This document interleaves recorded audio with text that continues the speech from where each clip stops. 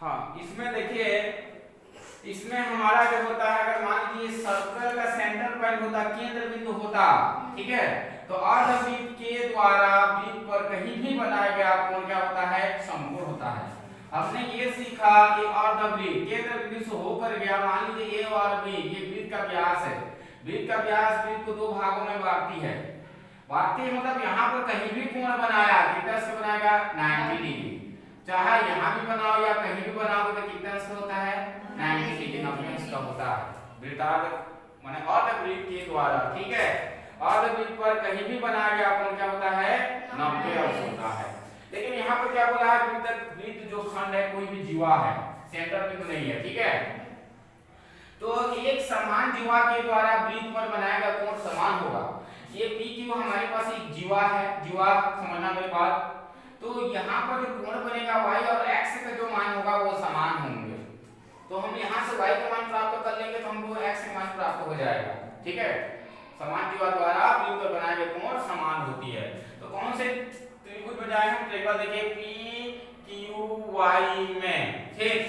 तो हम लोग पता है त्रिभुज के तीनों कोणों का योगफल कितना होता है, बोलिए। त्रिभुज के तीनों कोणों का योगफल, देखो बेटा, त्रिभुज के तीनों कोणों का योगफल हम जानते हैं, लेकिन हमारा अच्छा शब्द है गणित में, कोणों का योगफल, योग बराबर कितना होता है, 180 अंश। क्लियर हो गया। तो यहाँ पर ये कोण तीनों को जोड़ना है, ठीक। नाम ले लेते हैं। तो हमारा कोण क्या होगा, जैसे मान लीजिए मुझे ये वाला कोण चाहिए, ये वाला चाहिए, ये वाला चाहिए, तो कोण P लिख सकते हैं, कोण Q लिख सकते हैं, कोण Y लिख सकते हैं, बात समझना, ठीक। तो PYQ हमने क्या लिखा, PYQ प्लस ये वाला भी कोण आना चाहिए, तो क्या लिख सकते हैं, आप P से भी शुरू कर सकते हो, Y से भी शुरू कर सकते हैं, ठीक। तो PQY क्या लिखा जा सकता है, PQY प्लस, और क्या लिख सकते हैं, देखिए ये एंगल को हम क्या लिख सकते हैं, कोण YPQ लिख सकते हैं, इक्वल टू हमारे पास में कितना मिल जाएगा, 180। बात मेरा समझ में आया। अब मान को प्रूव करेंगे, कोण PYQ, यहाँ से देखिए PYQ है क्या, उसका मान हमको चाहिए। सवाल में क्या पूछा है, हमको PYQ PXQ चाहिए, दोनों कोण आपको दिए हैं, ठीक। प्लस क्या मिल गया आपको, देखिए बेटा, इसका मान PQY, इसका मान कितना से, 30 अंश से, प्लस YPQ, इसका मान कितना से, 70 अंश से, बराबर कितना हो गया, 180 है। बात समझ में आया। आगे बढ़ेंगे तो यहाँ से मिल गया PYQ प्लस 70 और 30 को जोड़ दो, कितना हो जाएगा, 100 अंश हो जाएंगे, बराबर कितना मिल गया, 180, ठीक। इसको आप समीकरण डाल देना दूसरा। अब यहाँ पर हम ट्रांसफर कर सकते हैं, ट्रांसपोजिशन दें, या आप लिख सकते हो पक्षांतर करने पर, गणित में अच्छा शब्द है, क्या करने पर, पक्षांतर करने पर। क्लियर हो गया। चलिए बेटा पक्षांतर करते हैं, इक्वल टू क्या मिल जाएगी, PYQ बराबर क्या होगा, 180 माइनस 100, कितना आएगा, घटाओ वहां से, PYQ इक्वल टू कितना जाएगा, 80। ये समझ में आया। तो बाय द वे हमने क्या सीखा, इस कोण का मान मिल गया 80 अंश, कितना मिल गया, 80 अंश। अब ये वृत्तखंड है, ये चाप है, यहाँ पर आपका क्या कहना चाहिए, ये जो है हमारा एक छोटा सा चाप है। तो एक समान चाप के द्वारा वृत्त पर बनाया गया कोण क्या होता है, समान होता है। इसका मान हमारे पास में 80 अंश हो गया, तो इस कोण का मान भी कितना होगा, 80 अंश होगा। लेकिन आप वहां पर लिखेंगे क्या लिखेंगे, यहाँ पर एक शब्द है गणित में, बहुत ही अच्छा शब्द है, समान जीवा द्वारा, समान जीवा या समान चाप द्वारा वृत्त पर बनाया गया कोण समान होता है। वृत्त पर बनाया हुआ कोण क्या होता है, समान होता है। क्लियर हो गया, समझ में आया सबको, ओके क्लियर है, ठीक। लिखने थोड़ा पड़ेगा, चलिए ठीक। अगला क्वेश्चन देखेंगे नेक्स्ट।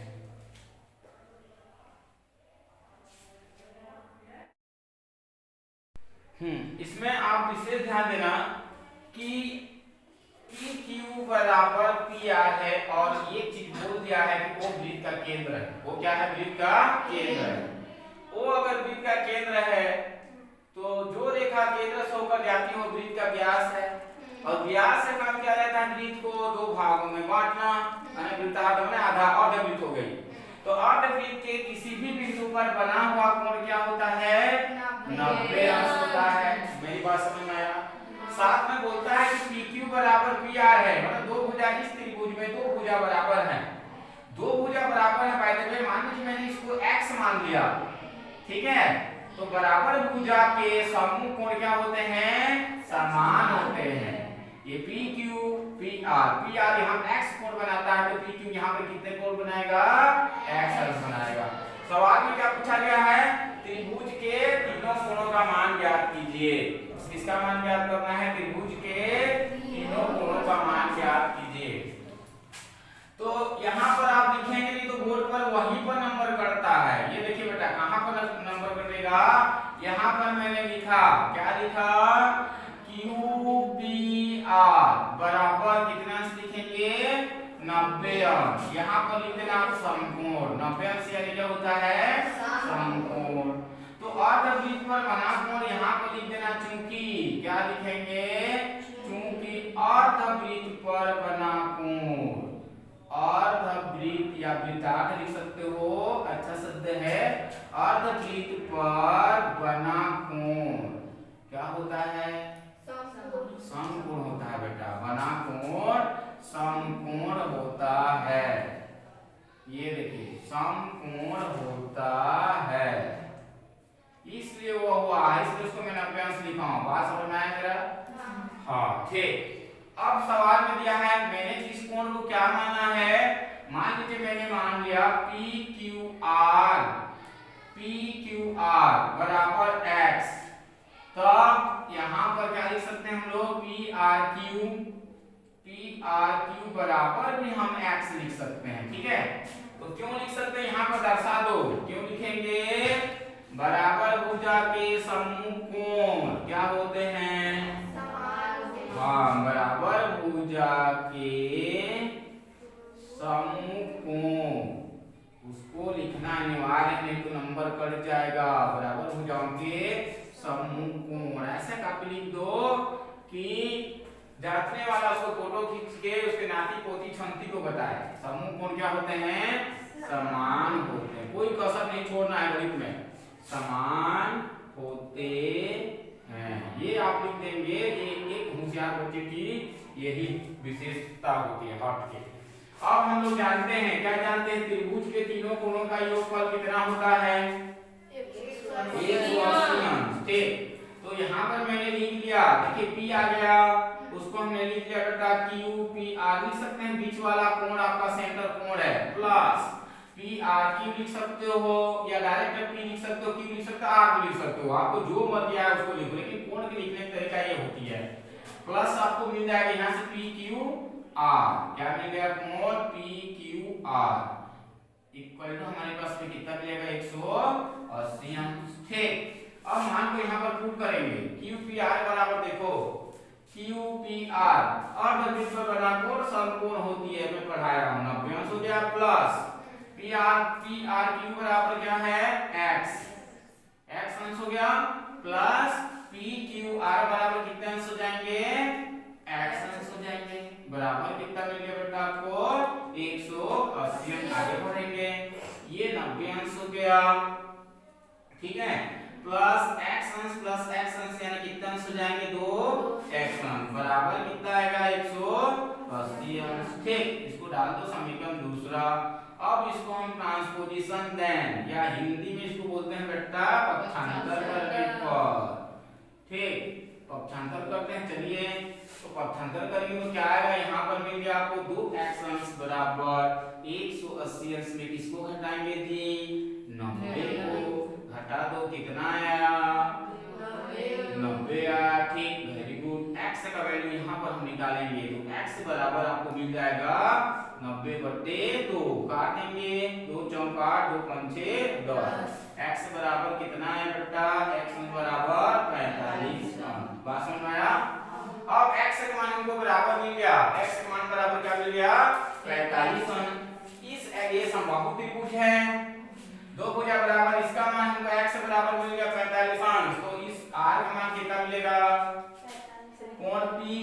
r बराबर x है, x अंशित कर लो, आपको मिल गया 45 डिग्री। ठीक, तो एंगल हमारा क्या मिल जाएगा बेटा, कोण PRQ बराबर x अंश बराबर इसका मान भी कितना हो जाएंगे 45 अंश। क्लियर हो गया? ओके, समझ में आया सबको? ठीक है, कोई डाउट है क्या? हाँ, कोई डाउट है तो पूछ सकते हो आप।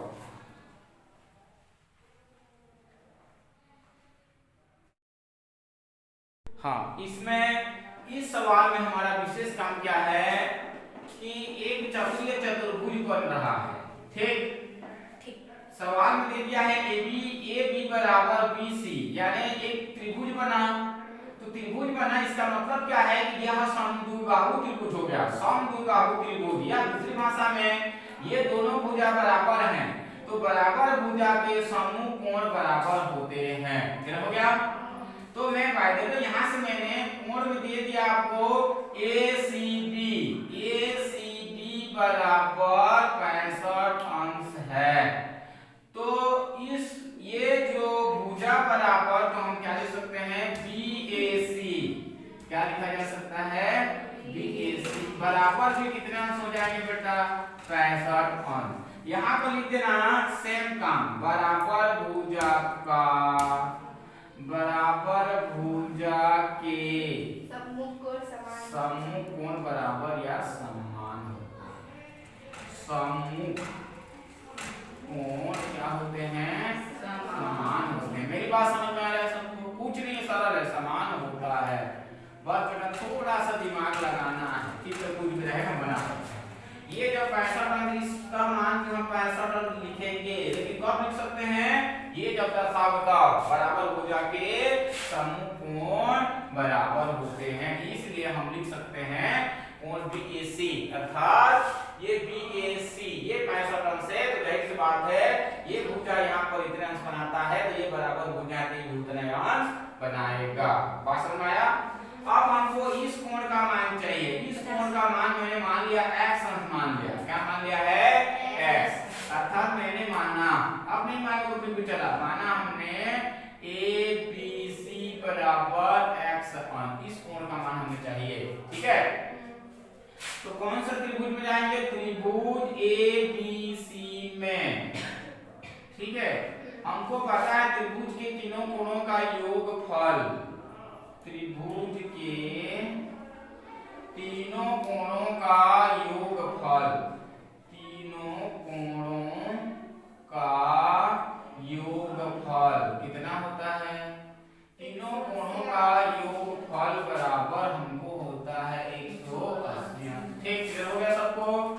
अब हम मान लिख सकते हैं, देखिए डायरेक्ट लिख दिया में कोण A प्लस कोण B प्लस कोण C भी लिख सकते हैं। क्लियर हुआ? अब हमें मान को निकालना है। अब देखिए कोण A बराबर कितना है 65, कोण B का मान हमको निकालना है x अंश मान लिया, कोण C का वैल्यू कितना बेटा 65, 180 अंश। सॉल्व करो इसको, 65 को जोड़ेंगे कितना आ जाएगा 130 अंश, प्लस हमको कितने अंश मिला है x अंश, इस कोण का मान हमको निकालना है 180। ये हो गया आपका सेकेंड क्वेश्चन। ठीक, ट्रांसपोजिशन दें, पक्षांतर करने पर हमको यहाँ पर जो है x का वैल्यू प्राप्त हो जाएगी कि नहीं होगा? होगा। आगे पढ़ेंगे तो x अंश बराबर क्या होगा 180 अंश में किसको घटाएंगे 130 अंश। चलिए घटाइए बेटा, कितना आया 180 अंश बराबर 180 में 130 घटाएं कितना आ गया बेटा 50। इस कोण का मान मिल गया 50 अंश। बात समझ में आया? हमने कोण B बराबर प्राप्त कर लिया कितना से 50। अब यहाँ पर देखना एक चक्रीय चतुर्भुज बना है, देखिए क्या बना है चक्रीय चतुर्भुज।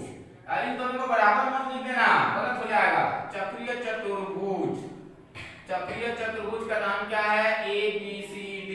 नाम क्या है बेटा ABCD। तो चक्रीय चतुर्भुज के समूह कोणों का योगफल 180 अंश होता है। एक समूह कोण मतलब ए वाला एंगल और ए वाला एंगल, इस कोण का सामना ये होगा, इसके सामने ये वाला कोण और ये वाला कोण, इस पूरे ये समूह कोण है चक्रीय चतुर्भुज। यहाँ बताता हूँ आपको, ठीक है, ये हो गया, मान लीजिए ये है।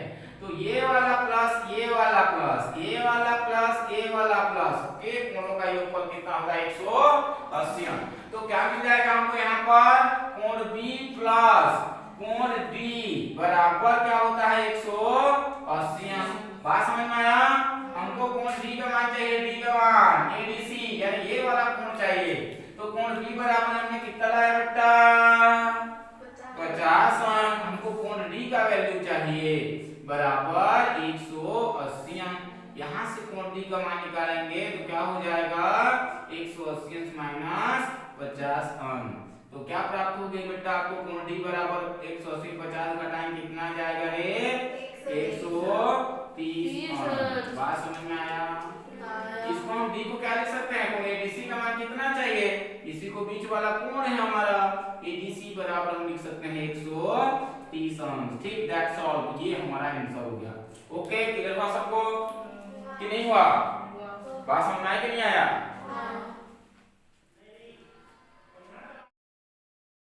चलिए देखिए बेटा, इसमें ये हमारा चित्र दिया गया है। ठीक है, डरने वाली बात ही नहीं है। चित्र में आपको पी क्यू आर एक कोण का मान दे दिया है 130 अंश। हमको टी वाला मान चाहिए और एस का मान चाहिए। क्लियर हो गया? तो यह जो कोण है ये कैसे बन रहा है? पीक्यू चाप के द्वारा बन रहा है। ध्यान देना मेरे पास, ठीक है? ये पीक्यू चाप के द्वारा बन रहा है। तो हम अच्छी तरह से जानते हैं, इसके पहले सवाल में हम जानते हैं, क्या जानते हैं हम?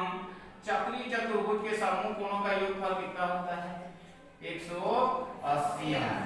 तो कौन से चतुर्भुज में जाएंगे? एक चक्रीय चतुर्भुज ये वाला देखिए बेटा, ये वाला पी क्यू आर टी बन रहा है कि बन रहा है? पी क्यू आर टी चक्रीय चतुर्भुज में लिखना बहुत ही अच्छा शब्द है। चक्रीय चतुर्भुज में क्या होता है?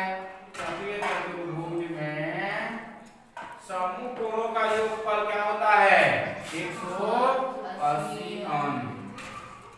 तो समूह कोण, यहाँ मेरी बात ध्यान देना, इसके समूह पर क्या है ए प्लस ए, ध्यान दीजिए मेरे पास, और ये वाला एंगल समूह कोण है। तो क्या लिख सकता हूं मैं कोण पीटीआर, क्या लिख सकता हूं पीटीआर प्लस क्या लिखा जा सकता है पीक्यूआर। क्या करता पीक्यूआर बराबर कितना होता है 180। तो चित्र में खाली लगा दे रहा है, कुछ नहीं है। तो इसके मान को प्रूव करेंगे। पीटीआर की का मान चाहिए, ये वाला कोण हमको पूछा है पीटीआर प्लस पीक्यूआर वाला कितना दिया है 130 अंश बराबर कितना होता है 180 अंश। अब इसको हम पक्षांतर कर देंगे, तो ट्रांसफर करेंगे। पक्षांतर करने पर कितने माने जाएंगे? पक्षांतर करने पर कोण का मान क्या मिला आपको पीटीआर बराबर कितने हो जाएंगे बेटा 180 अंश में किसको घटाएंगे 130 अंश। घटाइए चलिए, तो कोण क्या मिल जाएगा पीटीआर बराबर 180 में 130 घटाएं कितने अंश आया 50 अंश आया। बात समझ में आया? तो एक ही चाप के द्वारा या जीवा के द्वारा, ठीक है, वृत्त बनाए तो सेम है, ये दोनों बराबर हैं। इस कोण का मान 50 अंश आ गया, तो इस कोण का मान कितने अंश आ जाएंगे 50 अंश। ये भी 50 अंश हो जाएगा। क्यों होगा लिख देना, समान जीवा है, जीवा के द्वारा वृत्त बनाए गए कोण समान होती है। ठीक, तो ये प्रश्नावली का 5वां नंबर सवाल तक प्रश्नावली खत्म हो गया। सबको समझ में आया कि नहीं आया? ठीक, अपने खैर का नोट कर लेना, जो भी डाउट रहेगा आप लोग पूछ सकते हो नेक्स्ट टाइम में। ठीक है, नेक्स्ट पीरियड में।